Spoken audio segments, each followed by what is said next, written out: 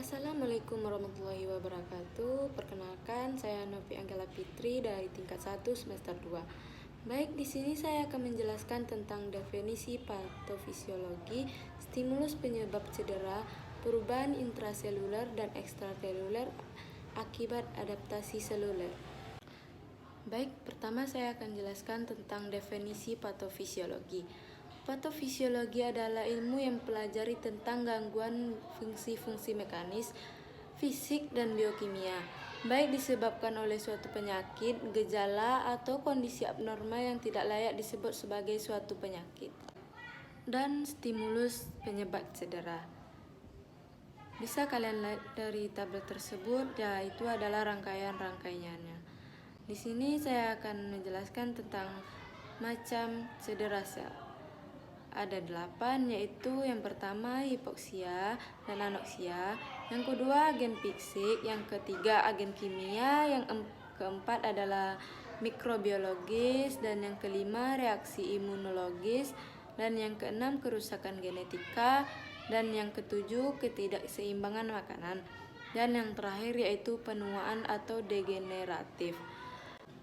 Mekanisme cedera sel. Hanya beberapa agen penyebab cedera sel yang telah diketahui mekanisme kerjanya antara lain ada 3, yaitu yang pertama sokin, yang kedua cyanida, dan yang ketiga Clostridium perfringens.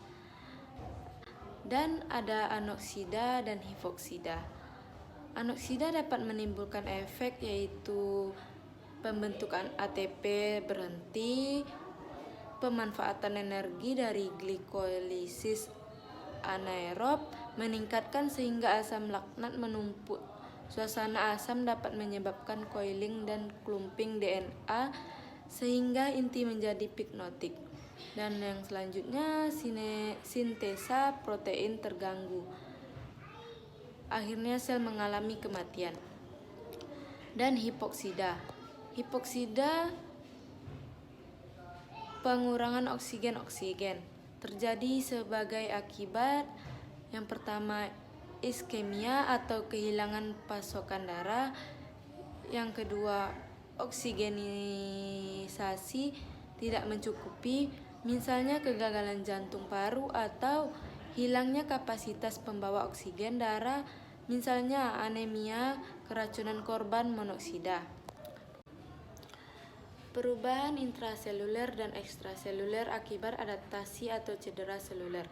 Contohnya, uterus beradaptasi terhadap kehamilan, suatu kondisi fisiologis normal dengan adanya pembesaran. Pembesaran terjadi karena meningkatkan ukuran dan jumlah sel uterus.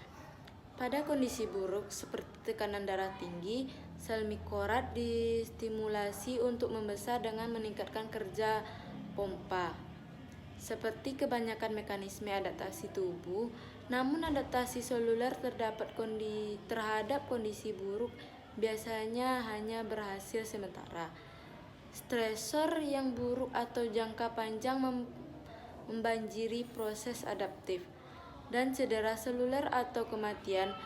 Perubahan biologi seluler dan jaringan dapat terjadi dari adaptasi seluler, neoplasia, akumulasi, penuaan, atau kematian. Cedera seluler dapat disebabkan oleh faktor apapun yang mengganggu struktur seluler atau mencabut sel dari kebutuhan akan oksigen dan nutrien untuk bertahan hidup. Cedera biasanya dapat reversibel atau subletal atau irreversibel letal, dan diklarifikasikan secara luas sebagai kimiawi hipoksik. Kekurangan oksigen yang memadai, radikal bebas, disengaja atau tidak disengaja, dan inflamasi atau imunologis. Cedera seluler dari penyebab yang bervariasi memiliki manifestasi klinis dan patofisiologi yang berbeda. Stres dan kecanduan metabolik biasanya jadi berkaitan dengan akumulasi intraseluler dan meliputi karbohidrat, protein, dan lipid. Sisi kematian sel dapat menyebabkan akumulasi kalsium yang menyebabkan klasifikasi patologis. Kematian sel dikonfirmasi oleh perubahan struktural. Yang terlihat paling penting adalah nukleus. Jelas, tanpa nukleus sehat, sel tidak dapat bertahan. Dua jenis kematian sel utama adalah nekrosis dan apoptosis. Dan kecanduan nutrien dapat menginisiasi autofagi yang menyebabkan kematian. Cukup sekian, saya ucapkan terima kasih. Wassalamualaikum warahmatullahi wabarakatuh.